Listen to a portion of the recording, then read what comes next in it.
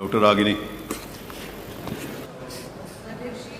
आभार व्यक्त करना चाहूँगी कि आज विधानसभा में आर्टिफिशियल इंटेलिजेंस जैसे विषय पे हम लोग चर्चा कर रहे हैं, प्रेजेंटेशन हो रही है। मैं Harshit ji, I am not an engineer, तो मैं बहुत ज़्यादा इसकी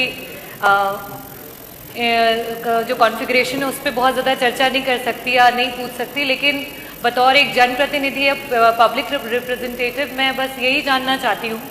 कि विधानसभाओं में और जब हम इस सदन में बैठते हैं तो हमारे जो विषय हैं वो मूल जनता से जुड़े हुए विषय होते हैं, जैसे कि स्वास्थ्य हो गया, अपराध हो गया, विभिन्न जातियों के साथ किस तरीके का क्या व्यवहार है उसके बारे में,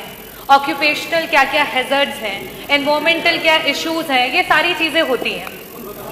हम आज इस समय चैट जीपीटी एक ऐप है जिसको मैं यूज़ करती हूँ, मुझे लगता है बहुत सारे लोग इस्तेमाल करते होंगे, जिसपे हम किसी भी चीज़ के बारे में जब डालते हैं तो उससे रिलेटेड हमें डेटा मिलता है। लेकिन मुझे ऐसा लगता है कि जो हमारे देश में या प्रदेश में जिस प्रकार से हम उस चीज़ को फीड कर रहे हैं और हमें वो डेटा मिलना चाहिए, वैसा डेटा उसमें उपलब्ध नहीं है। जैसे मैं अगर बीइंग अ डॉक्टर बात करूँ, जापानीज एनकेफेलाइटिस जैसी बीमारी जिसके बारे में इस सदन में कई बार चर्चाएं हुई हैं, तो हमारा जो विधायक डॉक्टर नहीं भी है, अगर वो उसके बारे में जानना चाहता है और वो उस पर टाइप करे तो हमारे पास उससे रिलेटेड हमारे उत्तर प्रदेश में, हमारे देश में कैसे कैसे कब कब उसके हैवॉक्स हुए हैं, हमारी विभिन्न सरकारें रही उसने उस पर क्या काम किया है, और बतौर जनप्रतिनिधि हम उसके बारे में आगे किस तरीके से काम कर सकते हैं, जब तक हमें उसकी इन्फॉर्मेशन नहीं मिलेगी। तो ये आर्टिफिशियल इंटेलिजेंस में आर्टिफिशियल वर्ड ही इसलिए जुड़ा है because we human are creating that intelligence. तो क्या हम उत्तर प्रदेश में इस तरीके के किसी ऐप पे काम कर रहे हैं जिसमें चाहे वो स्वास्थ्य हो, चाहे वो किसान हो,